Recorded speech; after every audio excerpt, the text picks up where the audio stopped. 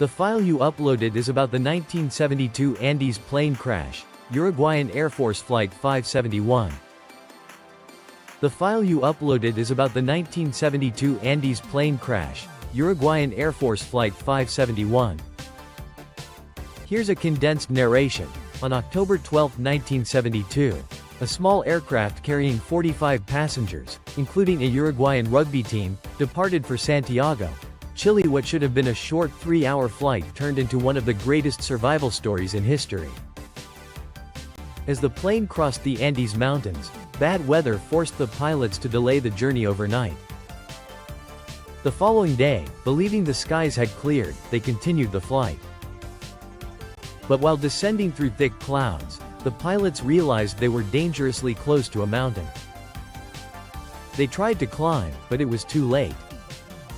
The aircraft slammed into the mountainside. The tail broke off, one wing was torn away, and the remaining fuselage slid hundreds of meters across a glacier before coming to a stop. Out of the 45 people on board, only 33 survived the initial crash. The survivors found themselves stranded at more than 3,500 meters above sea level, surrounded by snow and freezing temperatures that dropped below -30 degrees Celsius. Many were seriously injured, and they had almost no food, no proper clothing, and no way to contact the outside world. Meanwhile, rescue teams searched desperately from the air. Unfortunately, the white aircraft blended perfectly with the snow-covered mountains, making it almost impossible to spot. Although rescue planes flew directly over the crash site several times, none of the survivors were seen.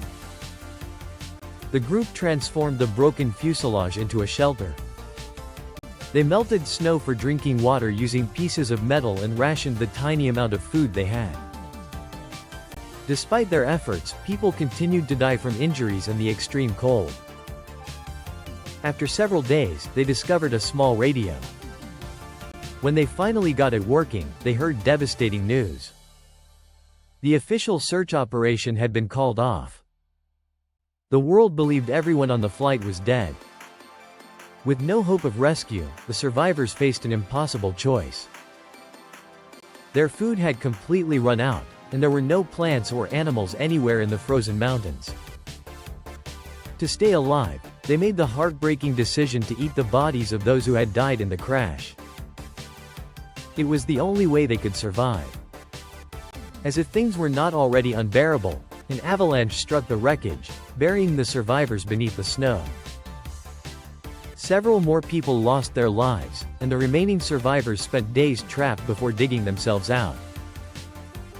They finally realized that waiting for rescue meant certain death. 3 of the strongest survivors, Fernando Parrado, Roberto Canessa, and Antonio Vizintin, decided to climb the Andes in search of help. Without climbing equipment, maps, or experience, they crossed glaciers and climbed steep mountains while carrying only a small supply of food. After several days, Vizintin returned to save supplies, while Parrado and Canessa continued alone. The journey proved far longer than they had imagined. Day after day they crossed mountain after mountain, unsure if civilization even existed beyond the snowy peaks. Finally, after 10 exhausting days of walking more than 60 kilometers, they reached a valley where they spotted cattle and, eventually, a Chilean farmer on horseback. Because a raging river separated them, they could not speak. Instead, the farmer threw a pencil and paper across the water. Parrado wrote a desperate note explaining that they had survived a plane crash in the mountains and that many of their friends were still waiting for rescue. The farmer immediately alerted the authorities. Within days, helicopters reached the crash site. 72 days after the accident, the remaining 16 survivors were finally rescued. Their incredible determination shocked the world.